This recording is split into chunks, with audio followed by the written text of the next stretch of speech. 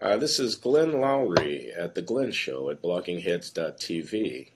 I'm also a professor of economics at Brown University, and it's my pleasure this morning to welcome Laurence Kotlikoff, who's professor of economics at Boston University and the author of many books and articles and research projects on economic policy, public finance, taxation, healthcare, Social Security, things of this kind. Larry, thanks for joining us on the Glenn Show this morning. Great to be with you, Glenn. Yeah, Larry, I hear you were running for president in the last election cycle. How'd that work out? Yeah. Well, it didn't work out too well for me, and maybe not too well for the country. I ran as a writing candidate. We spent a lot of time getting registered. It's not a simple thing. You had to get registered basically everywhere. Right. Kind of expensive, time-consuming, and then the press paid no attention because they didn't really understand that Mickey Mouse wasn't right. You can be a writing candidate, but unless you're registered, which is expensive and requires getting notarizations from voters, your votes will not be counted. So Mickey Mouse has never ever run for president. Just to be clear, because legally he cannot be elected, his votes will not be counted. So anyway, the press had no interest in writing candidates or anybody. They wanted to just have this kind of wrestling match between these two candidates. They had no interest in really discussing policy. They had no questions for either candidate about substance. So I do think the press failed us in very different ways from the way Donald Trump thinks they're failing us. They just didn't do their job, and consequently, they weren't interested in me. So I did a lot of work. Yeah, I think you're making an interesting point. The press was more interested in reporting on the horse race or on this or that peccadillo or whatever the WikiLeaks revelation was, but not to get into the weeds, even not into the weeds, into the tall grass to discuss some of the details about policy. Which was your strong point. I recall you having a pretty elaborate manifesto. You had put out a campaign book. You had elaborate, specific programmatic suggestions in a wide range of policy arenas. Too bad that didn't get talked about. Well, yeah, I wrote a 157-page platform. It's basically, it was sitting on my website, Kotlikoff2016.org, which is still operative. I take it. We can still go there and find your ideas. Kotlikoff 2016. Actually, it's .com. But then you can also go to Kotlikoff.net. And what I did is I condensed the book into a playbook for fixing America's economy for Trump. It's called "You're Hired." It's a free book. You can get it right at Kotlikoff.net, and it's It's called "You're Hired!" !dash of a Trump playbook for fixing America's economy. So I said, okay, look, I'm not going to be president. Here, President Trump is a set of answers for how to fix healthcare, Social Security, the tax system, the banking system, education. And Glenn, they're not coming from me. They're coming from a lot of conversations with people like you and experts around the country. So they're really, I think, represent a consensus set of views about how to fix things from economist perspectives, not from the perspective of the right or the left, right, but just with economics. Well, that's what I wanted to talk with you about this morning, Larry, because, the fair is flying. I mean, proposals are being bandied about left and right. The Republicans are writing a tax bill in the House of Representatives, if I'm not mistaken. Repeal and replace is supposed to be, happening any moment now. And I'm just wondering, what your take on all of this is. Would you mind just sketching a little bit some of the contours of how you're approaching these policy problems?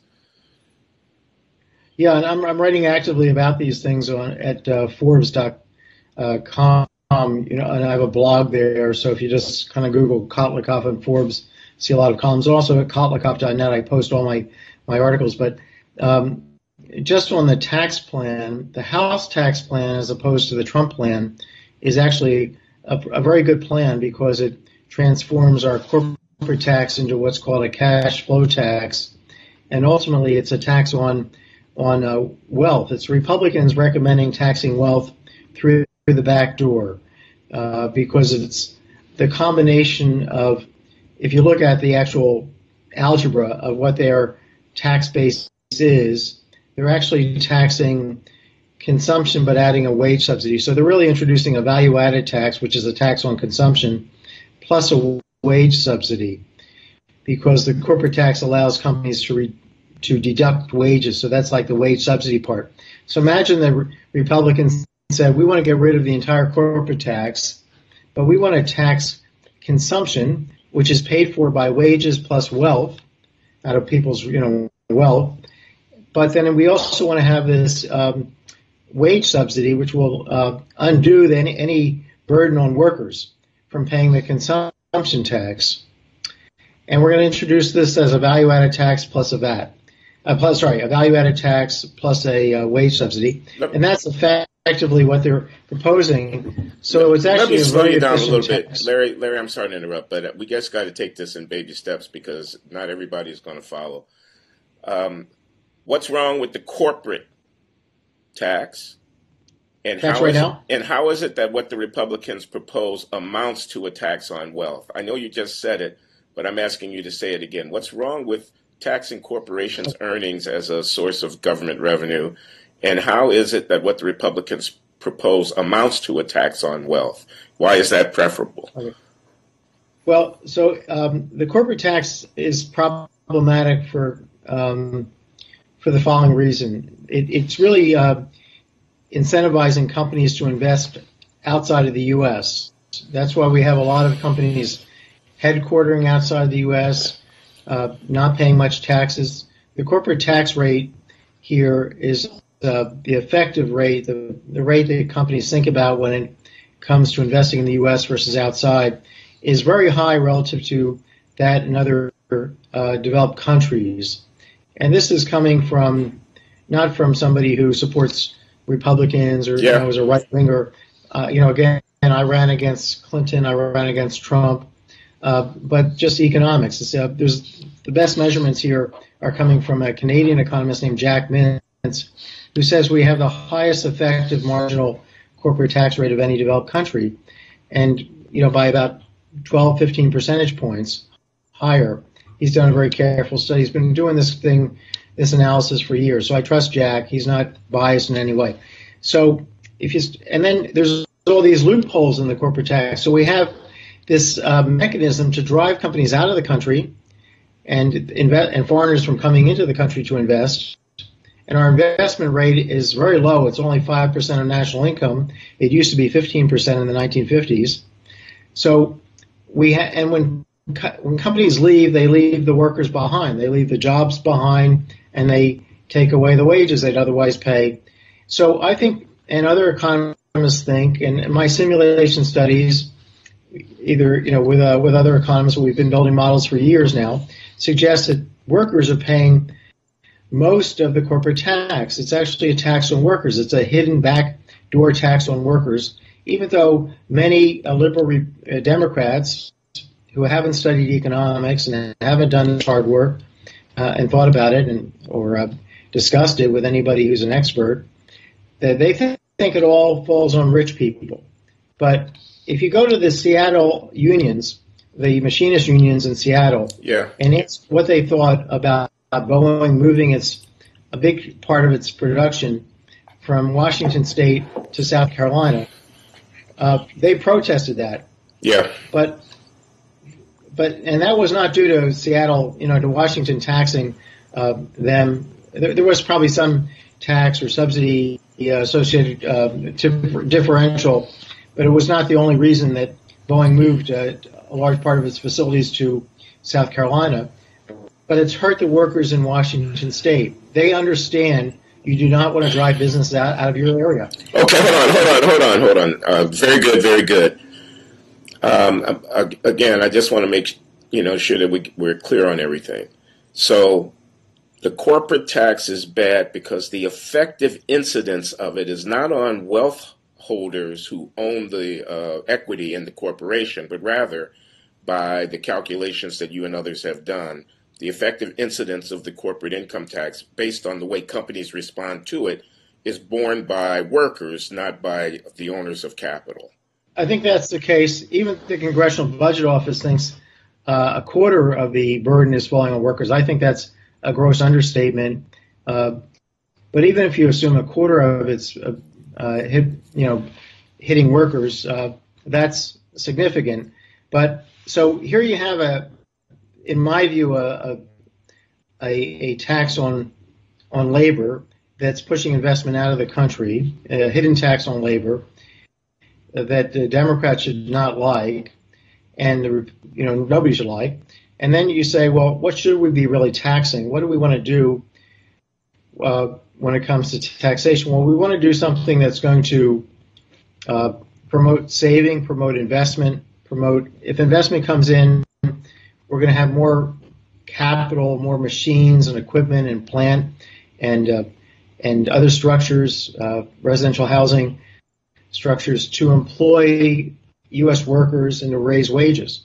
So that's the way to get the economy back on its feet. Okay, well, let me ask you a political question just for a minute, because I want to get into the details about how the Republican plan responds more effectively than the status quo ante to the problem that you just identified. But the thing I want to ask you right now is, I never hear any Democrats saying what you're saying. You say this is nonpartisan. This is what economics teaches, not what any party teaches. And yet, this concern about highest corporate income, you say marginal corporate income tax of all the industrial countries in the world. You say companies moving offshore. You say net effect is to slow growth because investment is low. 5% is a lot less than 15%. You say workers are hurt by it. I never hear any Democrats saying this about the corporate income tax, but I always hear Republicans saying this about the corporate income tax, including the guy who just won the last election. So how is it not a discriminating issue as between the parties, with the Republicans being more right than the Democrats on tax policy? Why don't we draw partisan conclusions from the economic expertise is what I'm saying. Why aren't the Democrats wrong and the Republicans more than not right about the fact that corporate taxes are too high in this country? I think there's a lot of things that the Republicans say that makes no economic sense. I think their health plan has huge problems with it. It's going to lead to a disaster. We can talk about that, but we talk about tax. I'm sorry, I didn't mean to interrupt. We talk about taxes right now. I don't want to say, this party's got it right and this party's got it wrong, because there's elements in the party inside the Republicans that don't understand what they're proposing, what the House Ways and Means Republicans are proposing. And those Republicans in the Senate, particularly in the Senate, are opposing this bill. So you can't say that all the Republicans have it right and all the Democrats have it wrong. We just have to talk as economists about what to do, because these people are uneducated when it comes to economics. When you have Trump trying to produce a worldwide trade war and isolate us and put us into autarky, which means that we have no trading partners whatsoever. And if he followed through on what he was saying in the campaign and even after the campaign, with tariffs of 45% on China and 20% on Mexico, we would quickly, and calling Germany's currency, we would lead to, So either he's hot air or Republicans will not let him do this, the ones in Congress, or he will get his way and he'll destroy the economy just on that score. Okay. So I don't want to sit here and Republicans as having good economic ideas in general, because Trump himself, not the Republicans in Congress, but Trump himself is the epitome of stupid economics. And I've written several columns with hashtag stupid economics. I think that should be a theme for people to reconnect to his particular views about economics, because he's an ignorant person when it comes to economics. He's also, I think, a danger to the country on democracy and human rights and many other things. He wants to become a dictator, and that's something that John McCain. Let me rein you back in, Larry. I stay focused on economics for a minute. Well, Trump's a bad guy. You want to talk about our politics? I want to ask you a very specific question. So Trump's an ignorant guy. What about the people who advised him? What about the new Secretary of the Treasury? What about the head of the President's Does he have a Economic Council PhD? of Advisors? What about This what's guy this? is Yeah, go ahead. okay. As far as I know, he has got not a single well-respected economist in his entire circle. He's appointed no one as the chairman of the Council of Economic Advisors up till now. He has demoted that position. He's announced, I believe, it was in the paper, that the chair of the Council of Economic Advisors will not be sitting in on cabinet meetings. The Mnuchin, Secretary Mnuchin, who's the new Secretary of Treasury, is not somebody who studied economics, not somebody with a PhD in economics, not somebody, I don't know if he has a master's in economics or even a BA in economics. Maybe he has a degree in music. He made a lot of money on Wall Street and thereafter. That is not sufficient to be setting tax policy or healthcare policy. Serve? If you were asked to go in at the Council of Economic Advisors, just very hypothetically, would you serve? Yeah, I would serve, but I would serve with under the proviso or under the full disclosure to the president that if we had some strong disagreements, I would resign. Yeah, sure. But I think one of the reasons why what you said is true, which is that there are no, frontline, first-rate PhD economists close to the president, is that generally speaking in our fraternity, people would be shy of having any affiliation with the president because of the reputational damage going forward. Career concerns are keeping good people out as much as, I think, a kind of ideological blinkeredness on the part of the administration. I'm sure they would welcome advice from some objective sources, but I think the best minds are unwilling to associate with the administration. Am I wrong about that? Well, as I said, I think I think people that are, I wouldn't say best minds because I think everybody's got a great mind and they're using it in different ways. I cannot do auto repair. My mechanic is so much smarter than I am when it comes to cars.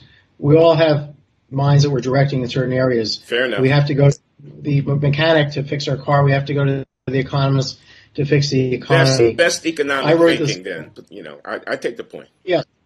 And I think everybody should serve, but also go to Washington ready to quit or ready to be fired, and not to lie. When you get there, if the president says we should be putting 20% tariffs on Mexico and we should be destroying NAFTA without any real proof that it's hurt our economy, and I think a lot of evidence to the contrary, or ripping up the TTP or the TTIP plan, pacts, I think you should draw a line and say, look, I'm coming to serve, but I'm not going to come to destroy the economy with you. And you need to be open and hear me. If you're not willing to listen, if you're sure you've got the right answer, I'm not your person. You're wasting man your time. Or woman. Listen, let's go back to the Republicans' tax plan. How does it amount to a tax on consumption and wealth? And how does that work? I mean, can you explain that a little bit more? Okay, well, think about what the corporate income tax does is it taxes the income that the companies make, and it allows a couple deductions. One is for if you kind of combine all the companies in the country together, it's into one big company, if you like. It's taxing their revenues, the company's revenues, and it's allowing them to deduct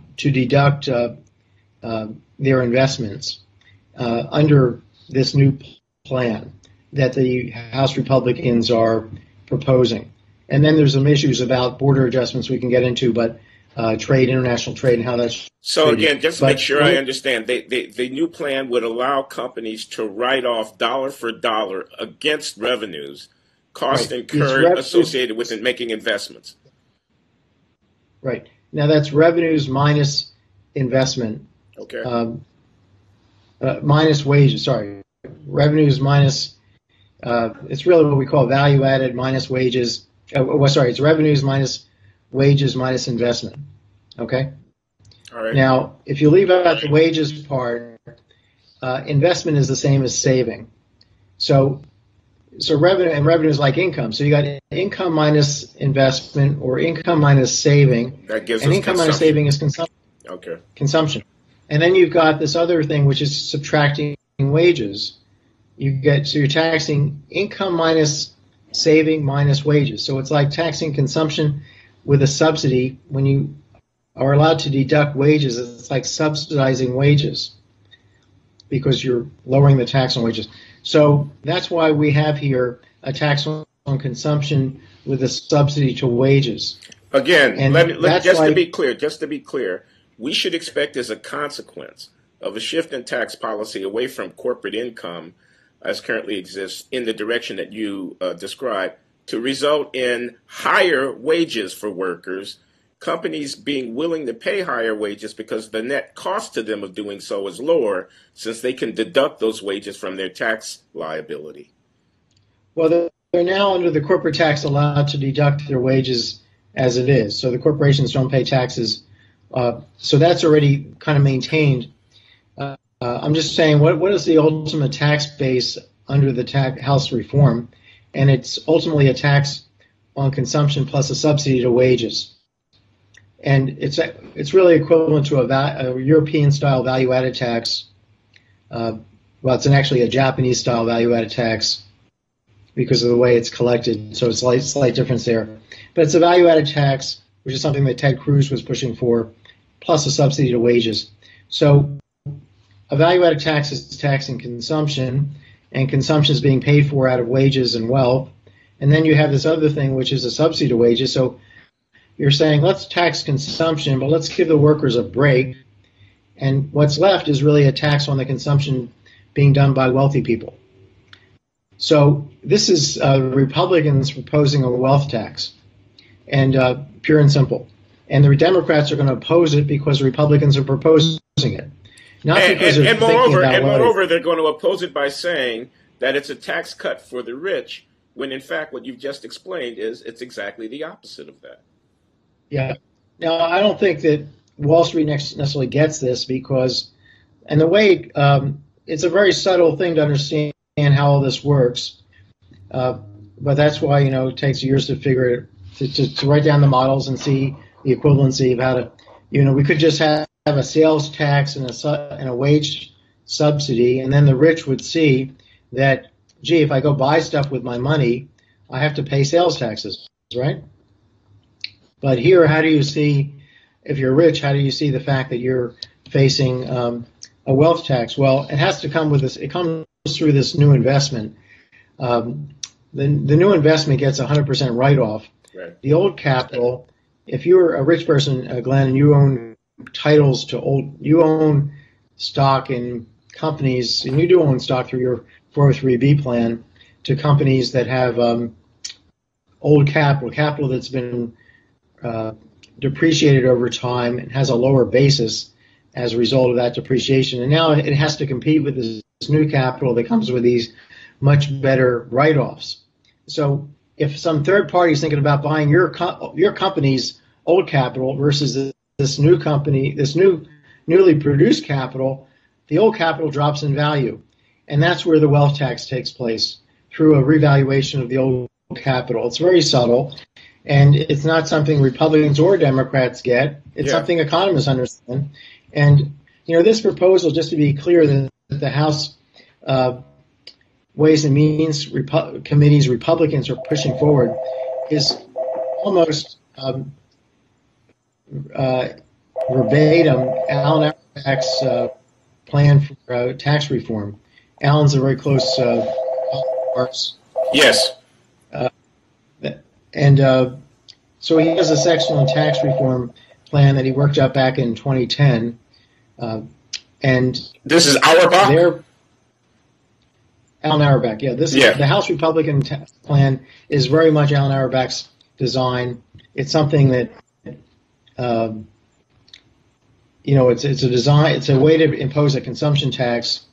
It's a value-added tax plus a wage subsidy, and just so people know, this guy's a professor of economics at UC Berkeley and a frequent co-author with Larry going back many years. Yeah. Go ahead. And and he's also not a Republican. Okay. Yeah. He's I don't know whether Alan's ever voted for a Republican in his life. When Democrats ask people to testify down in Washington, they typically invite Alan. They used to invite me. Now the Republicans invite me. But I'm not a Republican or a Democrat. I'm just an economist. And so I think it's really an extremely good tax reform. On the personal side, and we've been running it through a calculator that Alan and I put together called the Fiscal Analyzer, and we're just getting the results now. But it looks like the plan is almost as progressive as the current system, partly because of this wealth tax, partly because of some other features. Even though this tax plan is getting rid of the estate and gift tax and making some significant changes on the personal side, it's dropping the top nominal rate on personal income from 39 to 33%. It's reducing in half the tax on personal asset income. There's no longer going to be a distinction between capital gains, dividends, and interest income. They'll all three be taxed at the same rate, which is going to be half of the usual rate. So there are things that look highly regressive in this proposal, but when you analyze it correctly, there's some things that are also progressive, and it's almost as progressive, and I think with some tweaks that can be equally as progressive as the current system. And we're coming out with a study in the next few days that will exactly describe where the plan sits in terms of progressivity. It does look to be expensive in terms of revenue. The plan is likely to, without any dynamic feedback effects, any general equilibrium considerations, any economic response consideration, it looks like it's going to reduce total federal revenues by about 15%. That's very expensive. Yeah, but we should expect. At a time when this country is. Should we not expect some dynamic so-called supply-side responses given what you've been saying? So I would say when you incorporate that, and we've also are doing simulations on that, I think the revenue will also be more like 10%. And it could actually be less because the dynamic response we're talking about here is conservatively estimated. So, but then there's other things you could do. For example, you could eliminate the ceiling on the FICA tax. Oh, no. Oh, yes. And make this, and that could, fully restore or maybe even make the tax system they're proposing more progressive than the current system. Still lower marginal rates because, Glenn, get this, what you're doing is you're eliminating to a large extent double taxation of your income. If you earn money, Glenn, and you this year you have to pay wage taxes, but if you save a chunk of it, over time you have to pay taxes on the earnings. And some of those taxes are the corporate taxes because you're earning less from the corporations because they have to pay taxes. But now the effective corporate tax rate, which is now the highest in the world, is going to go to zero because of this expensing. But Larry, guys like you and me would take a real hit if the ceiling on FICA taxes were eliminated. What we're saying is we're talking about making the system as progressive as it now is, and not making it more progressive or less progressive, and we have a framework which is called the Fiscal Analyzer, and if you go to Kotlikoff.net, there's a paper about inequality under articles which lays out this Fiscal Analyzer. We spent about 3 years working, Alan and I, together with my software company, because in some cases you need to have private sector help out the research. If you think about the Human Genome project that was done by, I think the guy who beat the National Institute of Health went to the private sector for help. I forget his name, but I've heard the story. Yeah, this is we've been developing financial planning software for 24 years now, and we're using that to do this analysis in large part. So the answer is not to crush the rich or the poor, is to say, look, let's find something that's pretty much revenue neutral, at least, and I think we need more revenue because the country is broke. We've discussed that in other Glenn shows. But let's also try and maintain progressivity, but let's have something that's highly efficient. If you take the marginal tax on investing in the U.S. from being the highest of any developed country to zero, to the lowest of any country, which is what the House plan is doing, there should be a massive increase in investment in the U.S. That should be really good for U.S. workers. So when Trump says that what he has in mind is going to do great things for the country, somebody should have asked him, what do you have in mind? Because he didn't have it. I don't think he has a clue even to this day what exactly he has in mind. But the House Republicans have in mind Allen's plan.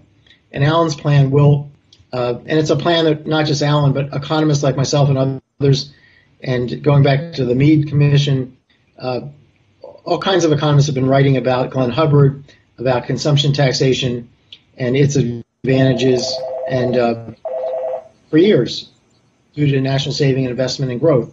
So we've been pushing consumption taxes as a community for decades. We're getting very close to getting that. So that's where we can actually see the economy take off. So that's very good. We can talk about healthcare if you want to do it now or another time. But there's other issues we have to discuss here. But well, I don't know if you have the time. Do you have the time to extend the conversation another 10, 15 minutes? Well, yeah, unfortunately, I'm supposed to meet a student in about 10 minutes, but I think healthcare is a good half an hour. Yeah. Okay, let's have another conversation. We had a date for later this afternoon. I'm happy to call you back. Let's do it at 5 o'clock. Great. Talk to you later. We'll use this, though. Great. Larry, terrific. There's Democrats, there are Republicans, and then there are economists. And I think we need to be clear about that's a category distinction, okay? Economists are not political. We are scientists, and you're one of the best ones. So thanks for sharing your expertise with us at the Glenn Show. Glenn, I'm humbled by that statement, but I think it's an exaggeration. I'm just trying to communicate what our profession has to say here, and there's so many public finance economists have been working on this. Marty Feldstein, Peter Diamond, sure. James Mirrlees, people far beyond me in terms of quality and originality, and they've gotten in many cases Nobel Prizes for their work. So this is a collective enterprise. Very good, Larry. Talk to you later. Thank you. Bye-bye.